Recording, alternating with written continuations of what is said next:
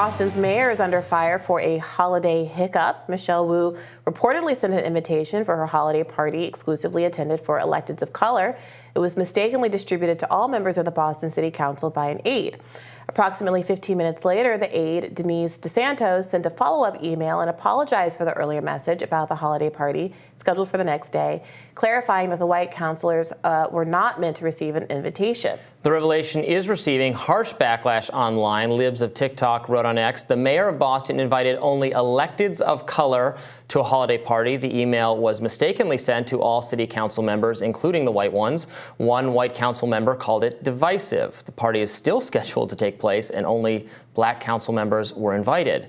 Now, Boston City Council is comprised of 6 minority members and 7 white members.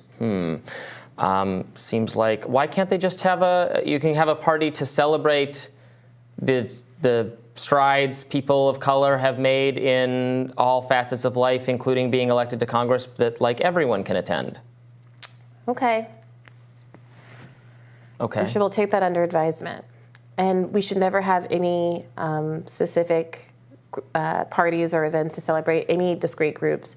Not veterans, not people with physical impairments, not people who are celebrating St. Patrick's Day, not a Jewish celebration, not any discrete groups should ever have separate holiday parties or events in addition to the ones that are holistically celebrated. Do you think a whites-only holiday party would generate some kind of backlash? I suspect that it would. I think a Hanukkah event that had only white people, or a Celtic event that only... creed-based events, not based on skin color. We live in a country that has created a legal tiered hierarchy of a racist de jure system for the majority of the time that the country has existed. Only since my parents have been alive has that de jure system of segregation and apartheid with different laws for different people because of how they look been ended. And as a consequence, a lot of social and economic barriers still exist for people who are from those historically marginalized groups. Not because we came to America and decided we wanted to be different, because the laws of this country told us that we were. How have we now formed community groups, solidarity groups, legal advocacy groups, and social groups to advocate for our equality? And sometimes members of those groups who are still advocating in many instances for substantive equality, because again, those barriers only fell very recently, want to celebrate those accomplishments and their own accomplishments as a discrete group. Obviously, people like the Libs of TikTok account and other white groups feel very differently about that, but I can't help but observe that the ire seems to only be articulated when certain kinds of people get together, when those people are diverse racially as opposed to other discrete ethnic groups. We see this every year when there are complaints about a Caribbean Day parade, but not the violence and destruction that often comes around a St. Patrick's Day parade, because everybody drinks and everybody gets destructive around these parade dates. And it's hard for me to take those kinds of complaints seriously.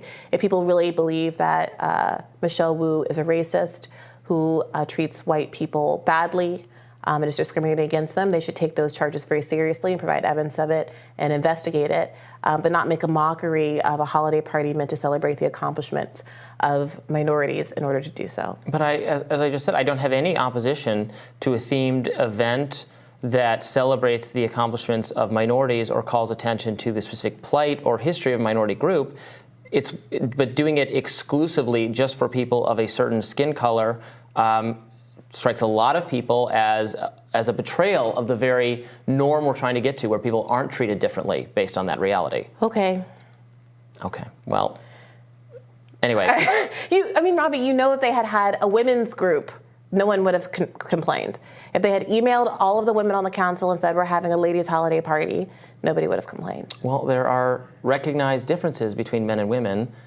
Men and women are different. Black people and white people are not. Well, tell that to the government as of my mother's 5th birthday.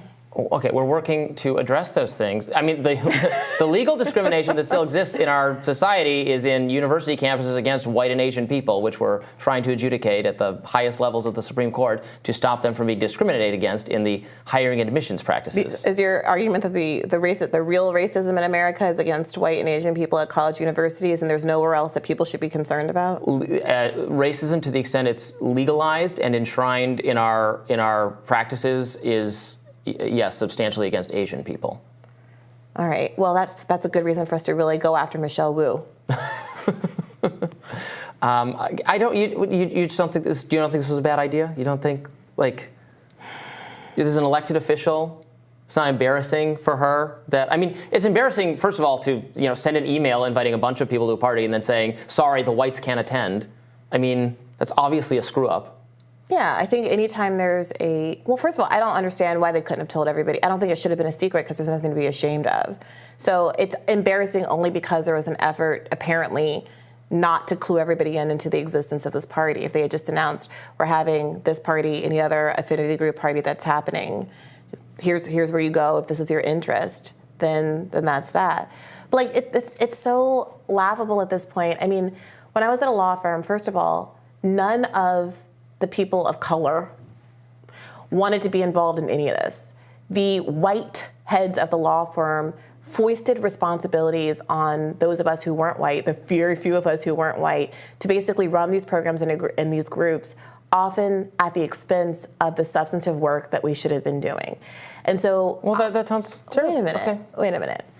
So the idea that it's like it was ever people of color who are trying to have exclusive events as opposed to white people trying to basically whitewash the real structural barriers that exist for people within a lot of these institutions, including specifically what's known as the bamboo ceiling at law firms and a lot of corporate environments where despite having a lot of metrics on paper that would indicate their success, Asian Americans tend not to be promoted into partnership at as high rates. And I have heard a number of characterizations of their work that indicate that it's a perception of a cultural fit problem as opposed to anything substantive. And I do think that's a real issue.